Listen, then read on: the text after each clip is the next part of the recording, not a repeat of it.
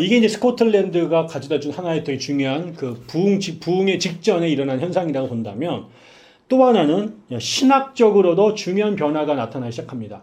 미국은 영국에서 이민 온 사람들에 의해서 만들어졌어요. 특별히 이제 그 뉴잉글랜드 지역은 그 청교도들이 건너왔는데, 이 청교도들의 주가 누구였냐면 그 회중교회 목사들이었고요. 그 회중교회 목사들 중에 상당수가 영국의 케임브리지 대학 출신들이었습니다. 그래서 케임브리지 대학 출신들이 와가지고 오자마자 뭘 했느냐, 1920년에 1620년에 왔는데 1636년이 되면 하버드 대학교를 세웁니다. 그 하버드 대학교를 세우고 그 하버드 대학교를 세운 동네 이름이 케임브리지가 또 됩니다. 근데 이 사람들 결국 그 당시에 가장 탁월한 지성인들이었죠. 그러다 보니까 이 목사들이 그 하버드 대학을 통해서 두 가지를 가리킵니다. 하나는 신학을 가리키고 하나는 일반 세속의 학문들. 이게 그 중세부터 쭉 가리켜 왔던 그 7개 학문이죠. 기초적으로 뭐 우리가 한 것처럼 문법, 그다음에 수사학, 그리고 논리학. 이게 이제 기초를 가리키고 그다음에는 음악, 그다음에 산술, 기하, 그리고 천문 이런 것들을 이제 가리키게 되죠. 또 요 시기가 점점 과학혁명의 시기와 이어지게 되면서 영국에서 일어났던 다양한 형태의 과학적 발전들이 하버드 대학교에서도 그대로 가리키기 시작을 하게 되죠. 그러다 보니까 점점 합리성, 그다음에 과학적 엄밀성, 객관성, 또 종교적으로는 또 포용성, 그리고 종교의 자유, 또 사유의 자유 이런 것들을 강조하는 그 트렌드가 영국으로부터 미국으로 수입이 되고 이제 특히 하버드 대학을 중심으로 그렇게 좀 진보적인 그다음에 개방적인 그런 학문적 풍토가 널리 읽혀지게 되면서 신앙생활도 그 당시에 이신론이라고 하는 그 과학적 사고 방식으로 세상도 그다음에 성경도 이해하려고 했던 그런 트렌드가 유행하게 되고요. 그 다음에 영국 성공회 내에서 광교회라고 하는 그룹이 있습니다. 이 광교회라고 하는 것은 라티튜드라니즘이라고 하는 것은 이제 종교의 자유를 폭넓게 인정하고 합리적으로 사유하자 이런 걸 강조하는 신앙이었는데 이런 것들이 미국에서도 되게 하버드를 중심으로 널리 퍼져가고 있었어요. 그러다 보니까 점점 신앙이 합리적이가 되죠. 신학에 대한 관심, 그 다음에 종교도 합리성, 도덕성으로 이제 포커스를 맞춰가지고 이해하려고 하는 트렌드가 강해졌는데 이 17세기로 넘어오면서 이것과 좀 다른 형태의 트렌드가 경향이 미국 교회 안으로 들어오기 시작합니다. 그건 뭐냐면 감정에 대한 새로운 이해입니다.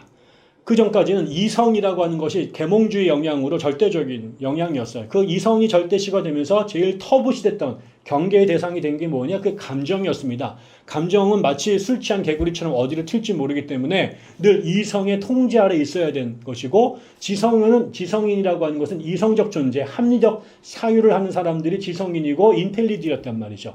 그리고 감성적인 사람들은 천하거나 교육을 못 받거나 아니면은 제대로 그 성숙하지 못한 사람 취급을 받았는데 18세기에 들어오면서 1700년대로 들어오면서 미국에서 일군의 그 하버드 대학 출신 목사들 특별히 그 벤자민 콜만이라고 하는 사람이 중심이 돼서 벤자민 콜만을 중심으로 한 일군의 뉴잉글랜드 목사들 대부분이 하버드 대학 출신입니다.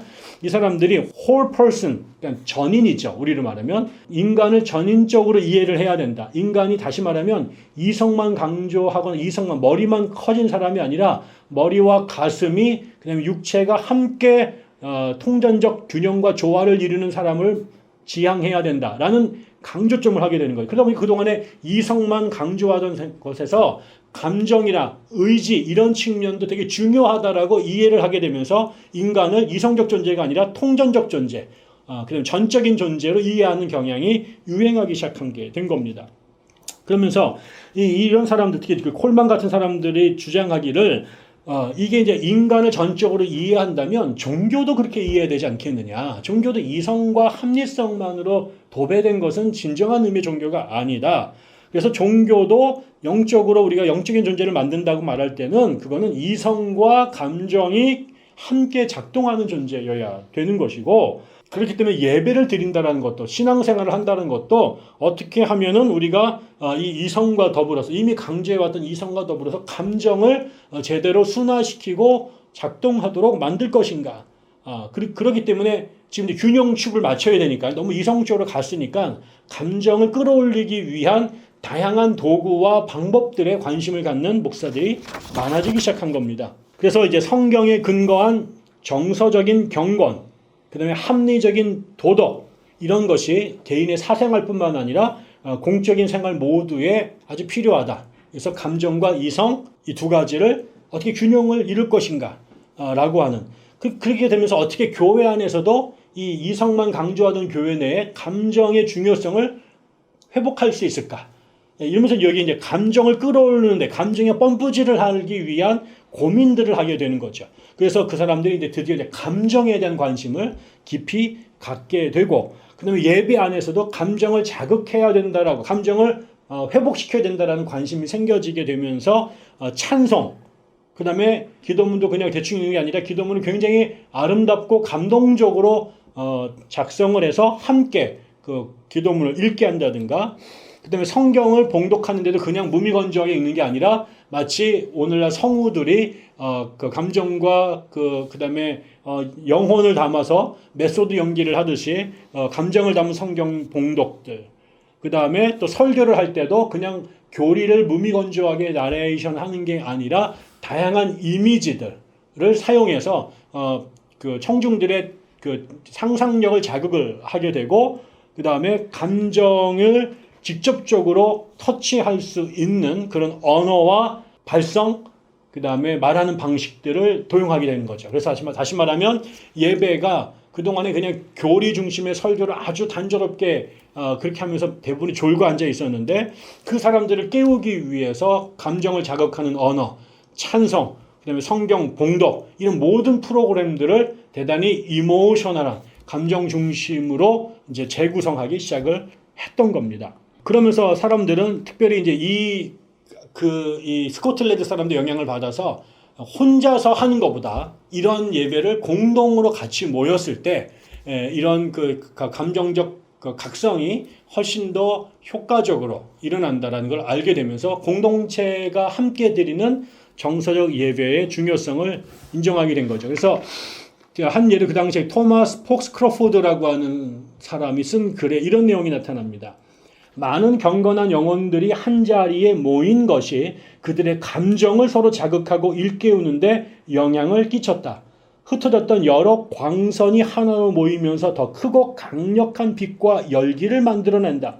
동일하게 하나님의 집에 위험 속에 군중들이 함께 모이는 것은 그 예배 속에서 하나의 공통된 열정을 촉발시키고 확산시키는 경향이 있다.